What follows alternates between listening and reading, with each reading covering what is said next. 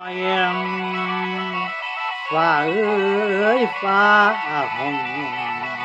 เสียงยุนฟ้าห้องสั่ง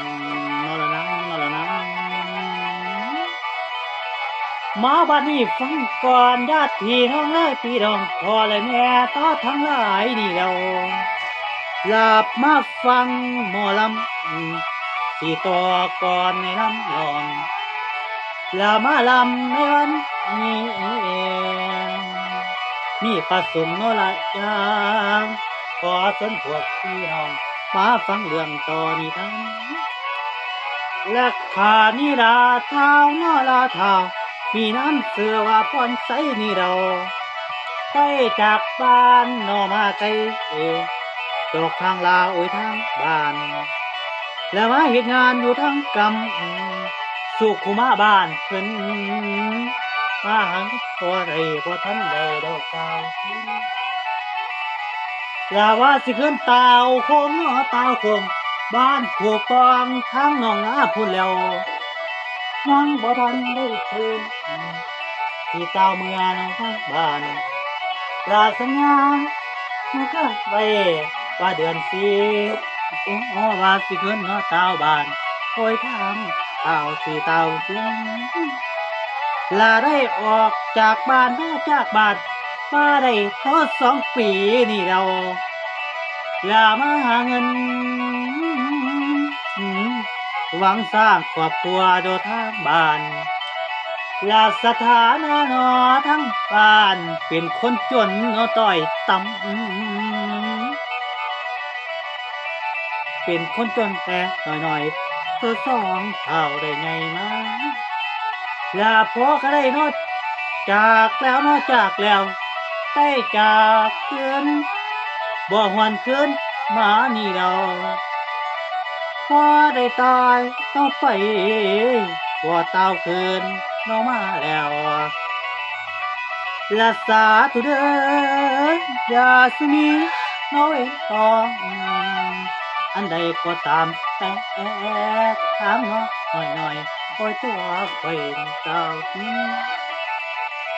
เท้านี่เป็นกำพาเนาะกำพาก็บ่มีเท่าน้ำเข้าพุ่นแล้วพอตายไปเนาะ3 ปีก็ได้ตาวคืนเนาะทางบ้านลาไปทำงานอยู่ทางกำเมืองสุขุมาบ้านเพิ่นไปแต่ยังน้อยๆแค่โตเท่าได้เท่ามาว่าสิลาสัญญาไว้เนาะจากนั้น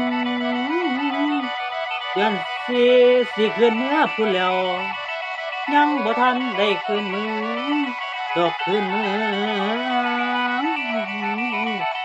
สิตาวคืนอวยทางบ้านแสนอะไรเนาะทางทาโอยดอกทางแม่จากก็เป็นจังไดเนาะแม่เฒ่าอยู่ทางบ้านอยู่จังไดลากที่นอดหลายเด้ที่นอดตั้งแต่บ้านแต่บ้านทำกินเก่าบ่ลืมไหลพุ่นแล้วคิดหลายเด้คิดน้ำหลอกคิดน้ำโอยทางบ้านลายังแต่ยังข้าวโอมาหลายปีบ่ได้ตาว่าสิขึ้นมาสู่บ้านทั้งข้าวได้เตาลาจากเนาะทินบ้านเนื้อทินบ้านผูกกองทั้งนองนาผู้แล้วคงสิจำเนาะชื่อใด